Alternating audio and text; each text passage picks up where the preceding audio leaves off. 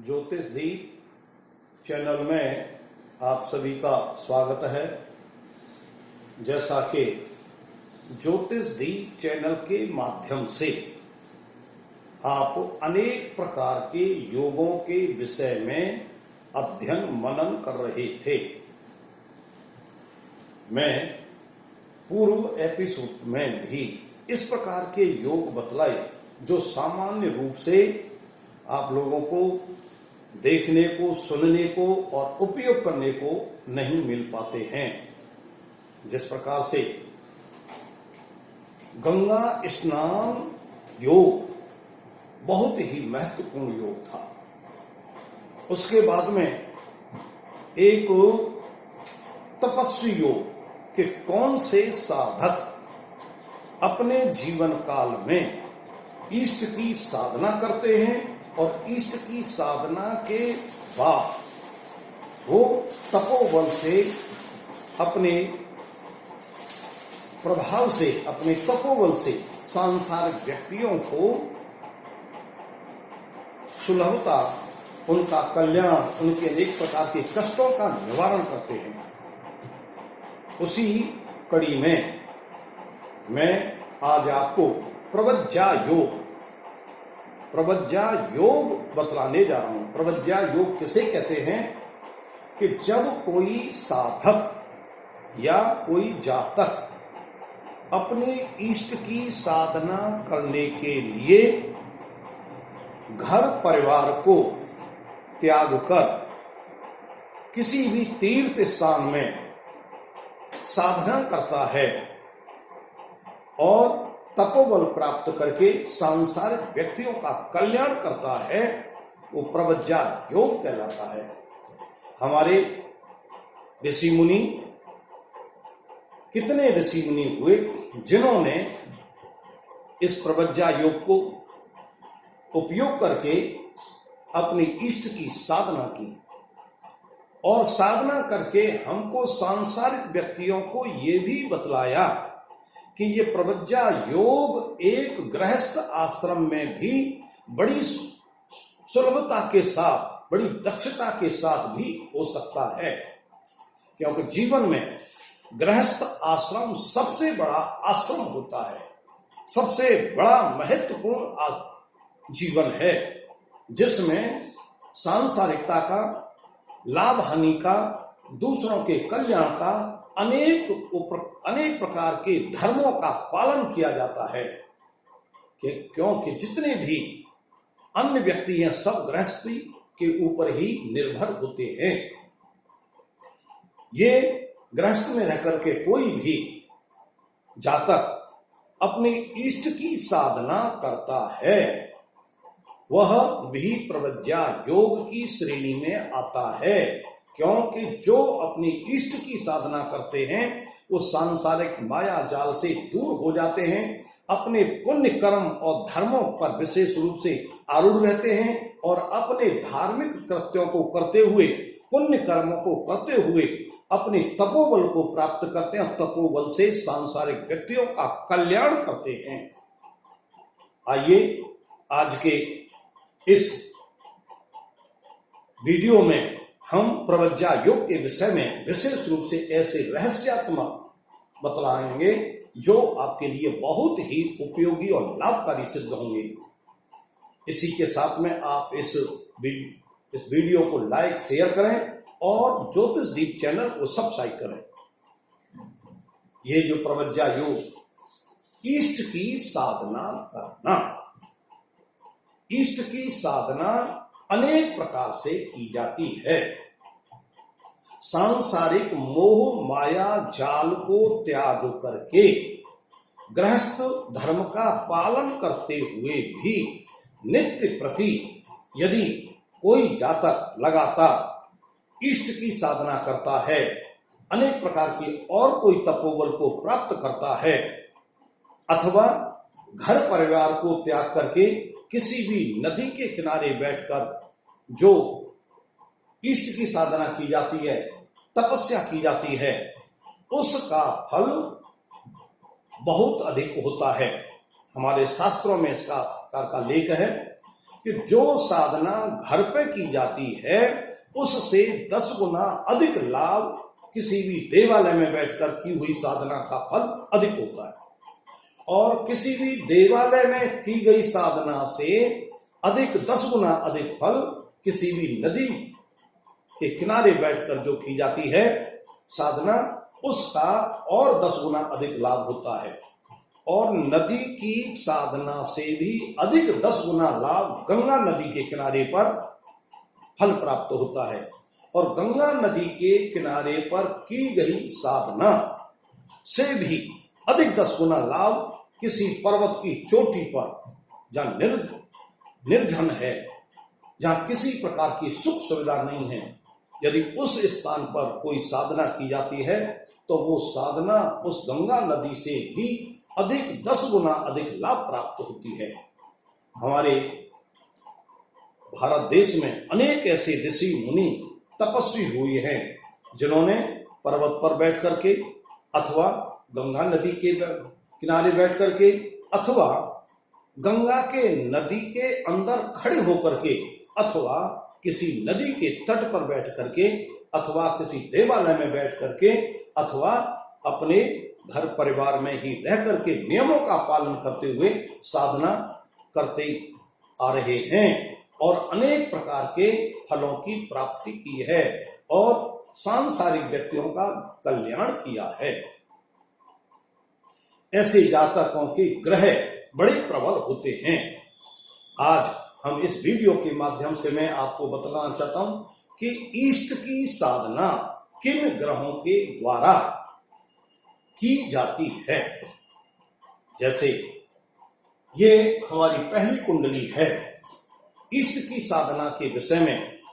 हमारे ऋषि मुनि और ज्योतिषीय विद्वान ज्योतिषीय ऋषि मुनियों ने भी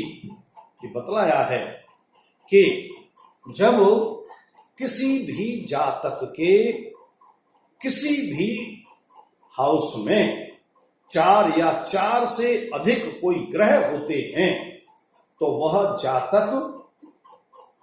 प्रवज्जा योग में आता है, अर्थात वह सब प्रकार की वासनात्मक चीज को छोड़ करके किसी न किसी स्थान पर साधना करता है और तपोबल से वह जन कल्याण करने का एक तप रखता है, एक बल रखता है जिससे जन कल्याण कर सकता है। जिस जातक के एक किसी भी भाव में हाउस में 4 या 4 से अधिक ग्रह होंगे तो वो इस प्रवज्जा योग की श्रेणी में आता है। उन 4 या 4 से अधिक ग्रहों में जो ग्रह अधिक बलवान होगा उस प्रकार की इष्ट की जातक साधना करेगा। यदि 4 या 4 से अधिक ग्रहों में जो ग्रह हारा हुआ है, ग्रह युद्ध में हारा हुआ है, उस ग्रह हारे हुए ग्रह के कारण से इस प्रवज्जा योग में कमी आ जाती है। और यदि उसी जातक के जो 4 या 4 से अधिक ग्रहों में हारा हुआ ग्रह है और उसके ऊपर किसी भी ग्रह की दृष्टि और है तो ये फिर प्रवज्जा योग में कमी आ जाती है। इस प्रकार से हमारे किसी जातक के जन्म कुंडली में किसी भी हाउस में 4 या 4 से अधिक ग्रह हों और उनमें से जो ग्रह बलवान ग्रह युद्ध में जीता हुआ हो और वह शुभ ग्रह हो और शुभ ग्रहों की दृष्टि से युद्ध हो तो ऐसे जातक अपने उन ग्रहों के प्रभाव के अनुसार इष्ट की साधना करते हैं और वैसा ही वेश धारण करते हैं। यदि किसी जातक का सूर्य प्रबल है, सूर्य की प्रबलता के कारण से ऐसे जातक किसी भी नदी के किनारे बैठ करके शक्ति की साधना करते हैं और शक्ति की साधना के द्वारा वह तपोबल प्राप्त करते हैं और तपोबल से जन का कल्याण करने की भावना होती है, जन कल्याण करते हैं। यदि किसी जातक का चंद्र बल अधिक है तो चंद्र बल का जातक जो है वह शंकर भगवान की शिव की साधना करता है और शिव की साधना के माध्यम से तपोबल को प्राप्त करता है और जन कल्याण का कार्य करता है। यदि किसी जातक का मंगल प्रबल है, मंगल प्रबल होने के कारण से वह जातक गेरुआ वस्त्र लाल रंग के कपड़े पहनता है और भिक्षा वृत्ति करता है, उसके अंदर तपोबल की कमी रहती है, भिक्षा के लिए चारों तरफ घूमता रहता है और अपने वेश का ही उपयोग करता रहता है। देखने में सामाजिक व्यक्ति उसको साधु महात्मा के नाम से पुकारते हैं, लेकिन ऐसे व्यक्तियों में अधिक तपोबल नहीं होता। जिसका बुद्ध प्रबल होता है, बुद्ध के जो भी प्रवज्जा योग बनता है, बुद्ध का जातक जो है बड़ा गप्पी होता है, गप लगाता है, कपटी होता है, छल छिद्र करता है, उसके अंदर तांत्रिक करने की प्रक्रिया दिखाता है, तांत्रिक क्रियाओं का प्रयोग करता है और सामाजिक व्यक्तियों को भयभीत करके उनको डरा करके धन अर्जन करता है। यदि किसी जातक का गुरु बृहस्पति प्रबल हो तो वह प्रवज्जा योग में भिक्षुक होता है, ज्ञान का भंडार होता है, अनेक प्रकार के शास्त्रों को वह अध्ययन करता है, अनेक शास्त्रों का मर्मज्ञ होता है और मर्मज्ञ होने के साथ में साधना करता है और साधना भी अद्भुत साधना करता है, जिसके पास में तपोबल की बहुत बड़ी प्रबल योग बनता है। तथा ऐसे जातक सन्यासी वेश बना करके और दंड को अपने हाथ में रखते हैं और दंडाचार्य कहलाते हैं। दंड उनका आधार होता है, वह ज्ञान के आधार पर अपना तपोबल प्राप्त करते हैं और तपोबल और ज्ञान से सांसारिक प्राणियों का कल्याण करते हैं। यदि किसी जातक का शुक्र प्रबल होता है, शुक्र के पाने के कारण से ऐसे जातक वेश बदल करके, साधु सन्यासी का वेश बदल करके देश विदेशों में भ्रमण करते हैं और अपनी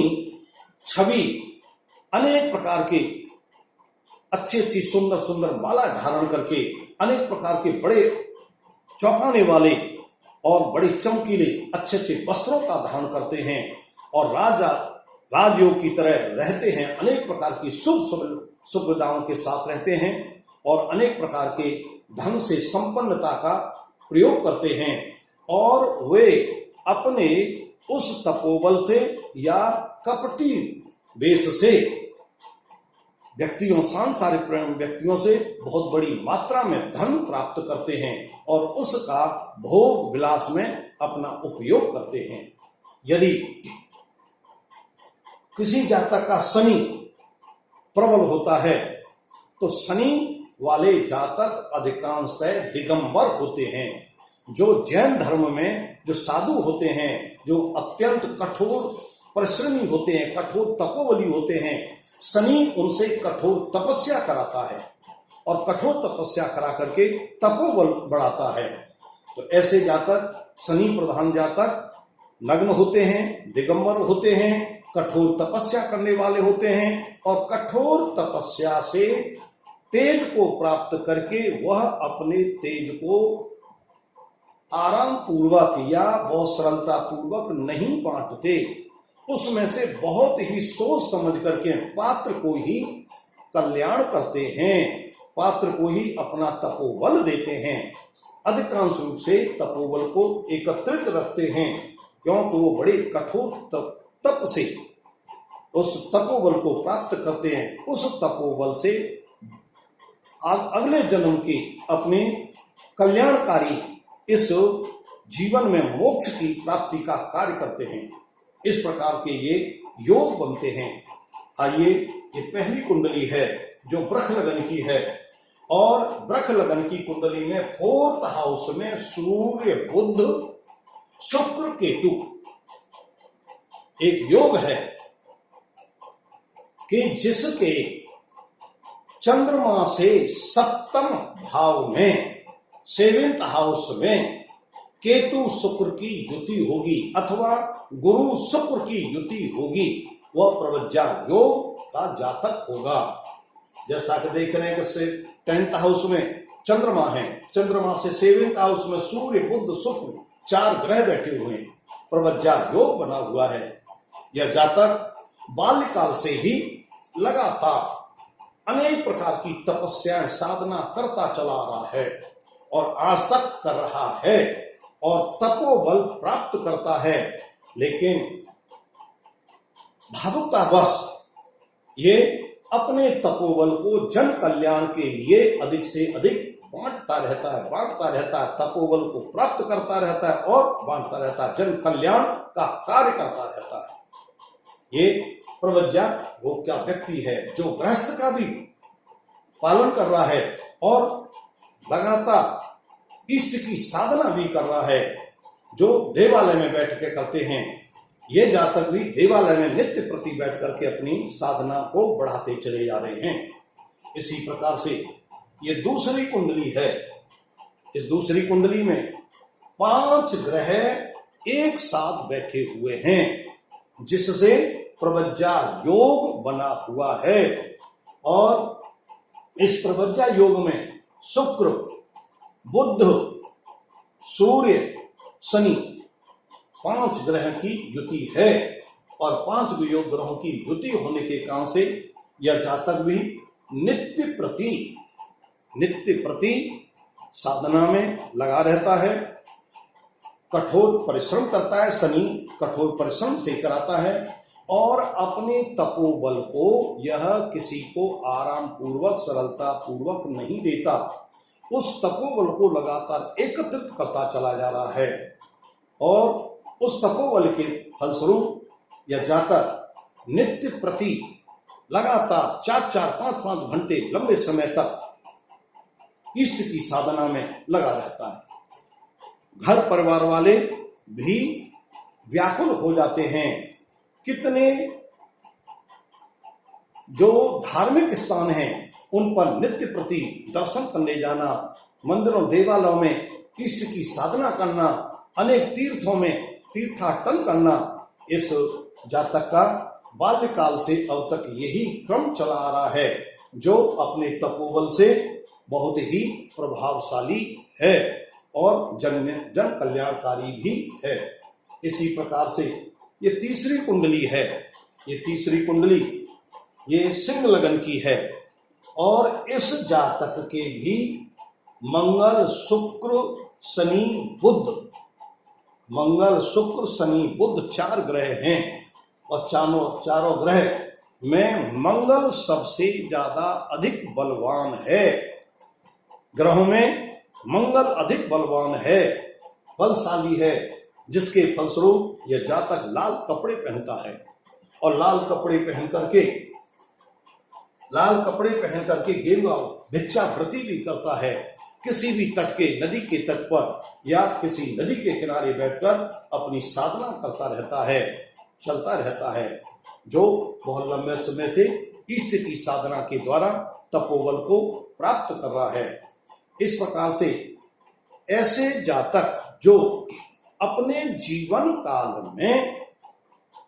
इष्ट की साधना करते हैं या अनेक प्रकार की साधना करते हैं और साधना के द्वारा तपोबल को प्राप्त करके अपना कल्याण करते हैं, अपने परलोक को सुधारते हैं और दूसरों के भी इस लोक को और परलोक को सुधारते हैं, ऐसे व्यक्ति बहुत ही अद्भुत होते हैं। उनकी प्रतिष्ठा होती है, उनका समाज में मान सम्मान होता है, सभी व्यक्ति उनको नतमस्तक होते हैं और वो उनके कल्याण के लिए आभारी रहते हैं। इसी भाव के साथ में जो दूसरों का कल्याण करते हैं उनका भी कल्याण होता है। कल्याणम अस्तु।